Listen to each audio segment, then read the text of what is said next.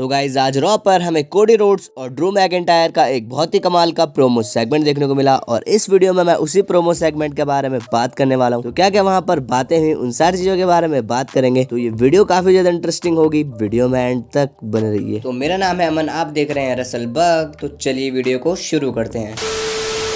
तो गाइस सबसे पहले हम देखते हैं कि कोडी रोड्स रिंग में आते हैं और वो ऑडियंस से कहते हैं कि लिटिल रॉक तुम किस बारे में बात करना चाहोगे। और लिटिल रॉक के बारे में एक गाना है, मेरी वाइफ उसे काफी ज्यादा सुना करती है और वो एक काफी अच्छा सॉन्ग है और इसीलिए तुम लोगों को कॉन्ग्रेचुलेशन, क्योंकि वो सॉन्ग तुम्हारे लिए ही बना है। हम उस सॉन्ग के बारे में भी बात कर सकते हैं और हम इस बारे में भी बात कर सकते हैं कि मैंने शिंजुके नाकामुरा को हरा दिया है और हम उस रीजन के बारे में भी बात कर सकते हैं जिसके लिए मैं यहाँ पर खड़ा हूँ। और ये वो चीज है जिसके लिए मैं यहाँ पर वापस आया हूँ, ये वो चीज है जिसके लिए मैं WWE में वापस आया हूँ। और रॉयल रंबल अब काफी ज्यादा करीब है। जब तक कोडी रोड्स कुछ और कह रहे होते हैं तभी हम देखते हैं यहाँ पर ड्रू मैकिंटायर का थीम सॉन्ग बज जाता है और वो भी यहाँ पर रिंग में आ जाते हैं। इसके बाद ड्रू मैकिंटायर कहते हैं तो कोडी तुम किस बारे में बात करना चाहते हो। कोडी तुम यहाँ पर हो और हमें बात करने का थोड़ा सा मौका मिला है, तो क्यों ना हम समय में थोड़ा सा पीछे चले जाएं, क्योंकि तुम और मैं एक साथ WWE में बड़े हुए हैं, हमारी एज सेम है और हमारे रास्ते सेम है। और मैं तुम्हारी आंखों में देखकर तुमसे ये कहना चाहता हूँ कि मुझे तुम पर गर्व है, मुझे प्राउड है जो बंदे तुम बन चुके हो, जो परफॉर्मर तुम बन चुके हो। और मैं अगर याद करूँ तो उस समय पर हम दोनों WWE में टैग टीम चैंपियंस थे। उसके बाद ड्रू मैकिंटायर ऑडियंस से कहते हैं कि ये सच है, तुम इस चीज को गूगल भी कर सकते हो। और इसके बाद वो कोडी से कहते हैं कि ये 100% सच है। और कोडी, क्या तुम्हें उस टैग टीम का नाम याद है। कोडी रोड्स स्माइल करके कहते हैं कि the dashing one. Drew McIntyre कहते हैं कि मुझे भरोसा नहीं होता कि हम उस नाम के साथ ऊपर नहीं गए और हम उस टैग टीम में ज्यादा टाइम नहीं रह पाए, क्योंकि हमारे पास वो दृश्य नहीं था जो कि अब है। हम चाहते थे कि हम सिंगल रेसलर के तौर पर काम करें, हमें WWE को छोड़ना था ताकि हमें कुछ और अच्छा मिल सके। हमने WWE के बाहर एक छाप छोड़ी और तुम और मैं एक ऐसे बंदे बने जिसे WWE कभी भी मना नहीं कर सकती थी। और इसके बाद WWE ने तुम्हें वापस बुलाया। और क्या तुम्हें पता है मेरा लास्ट मैच कौन सा था जिसके बाद मैं WWE में वापस आया था? वो मैच तुम्हारे साथ था। और मुझे याद है तुमने उस मैच के बाद मुझे क्या कहा था। तुमने मुझे कहा था कि मैं एक फ्यूचर वर्ल्ड चैंपियन बनूंगा और मैंने इस चीज को 2 बार ऑलरेडी कर लिया है। और मैं भी तुम्हें पूरी दुनिया के सामने यही कहना चाहता हूँ, चाहे दुनिया कुछ भी कहे, चाहे कितना भी मजाक उड़ा ले, तुम्हें जो करना है तुम करते रहो, तुम मेहनत करते रहो। और मुझे पता है तुम अपनी फैमिली से इकलौते ऐसे बंदे बनोगे जो कि वर्ल्ड चैंपियन बनेगा। तुम स्टोरी को फिनिश करोगे लेकिन मुझसे पहले नहीं। कोडी रोड्स कहते हैं तो इसका मतलब ये था तुम रॉयल रंबल के लिए डिक्लेयर हो चुके हो, मैं रॉयल रंबल के लिए डिक्लेयर हो चुका हूँ। तो हो सकता है तुम रॉयल रंबल जीतो, हो सकता है मैं रॉयल रंबल जीतूं और हो सकता है जे ऊसो रॉयल रंबल जीते। और ये भी हो सकता है कि जिस बंदे ने अभी अभी अपना धमाकेदार रिटर्न किया है, CM पंक, वो भी रॉयल रंबल जीत सकता है। और हम दोनों इस रिंग में इसीलिए खड़े हुए हैं क्योंकि हम रॉयल रंबल में जाने वाले हैं, इसीलिए तुम किसी को भी कम आंक नहीं सकते। ड्रू मैकिंटायर कहते हैं कि ये किसी और के बारे में नहीं है बल्कि ये तुम्हारे और मेरे बारे में है। और क्योंकि तुमने मेरे फुटस्टेप फॉलो करे हैं इसलिए मैं तुम्हें कुछ एडवाइस देना चाहूंगा। और मैं तुमसे यही कहना चाहता हूँ कि असली कोडी बने रहो, तुम्हें ये सूट पहनने की जरूरत नहीं है जैसे कि तुम कहीं ऑफिस जा रहे हो। और सबसे बड़ी बात कि हमेशा हंसते मत रहा करो, क्योंकि मुझे पता है मैंने भी ऐसे किया था। और चाहे मुझे गुस्सा आए, चाहे मैं फ्रस्ट्रेट हूँ, मुझे हमेशा वो स्माइल अपने चेहरे पर रखनी पड़ती थी। हमेशा असली कोडी बने रहो और अगर किसी को उस कोडी से दिक्कत होती है तो वो तुम्हारे पास आएगा और तुम उसे हरा सकते हो। कोडी रोड्स ड्रू मैकिंटायर के सामने आकर कहते हैं कि अगर ये सामने आने की बात हो रही है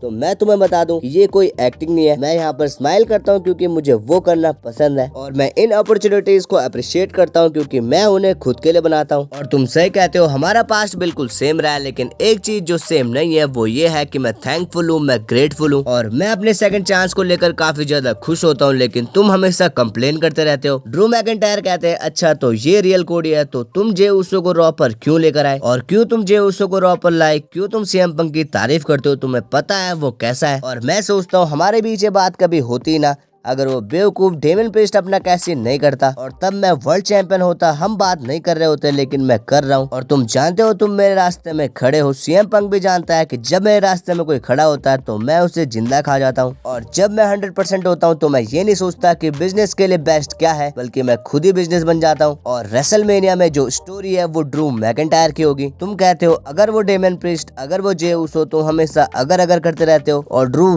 क्या तुम सोचते हो वो सेम है? और ड्रू, क्या तुम सोचते हो ये सारी चीजें सेम है, तुम चाहते हो कि मैं तुम्हारी तरह बनूं, और फर्क इतना है जब मैं अपनी स्टोरी को खत्म करने के बारे में सोचता हूँ तो मैं तुम्हें नहीं देखता, बल्कि मैं इस रिंग को देखता हूँ और इन लोगों को देखता हूँ। और अगर इस चीज को तुम रॉयल रंबल में सेटल करना चाहते हो तो मैं तुम्हें कंप्लेन करने का मौका नहीं दूंगा। और तुम उस लास्ट मैच के बारे में बार बार बात कर रहे हो, तुम स्टोरी को बार बार मेंशन कर रहे हो, तो मैं तुमसे चलो एक चीज पूछता हूँ कि उस मैच को कौन जीता था। इतना कहकर कोडी रोड्स माइक फेंक देते हैं और ये सेगमेंट यहीं पर खत्म हो जाता है। तो गाइस आज की वीडियो बस यहीं तक थी। वीडियो पसंद आई हो तो वीडियो को लाइक कीजिए, चैनल को सब्सक्राइब कीजिए। मिलते रहेंगे ऐसे इंटरेस्टिंग वीडियोस के साथ, तब तक के लिए बाय बाय।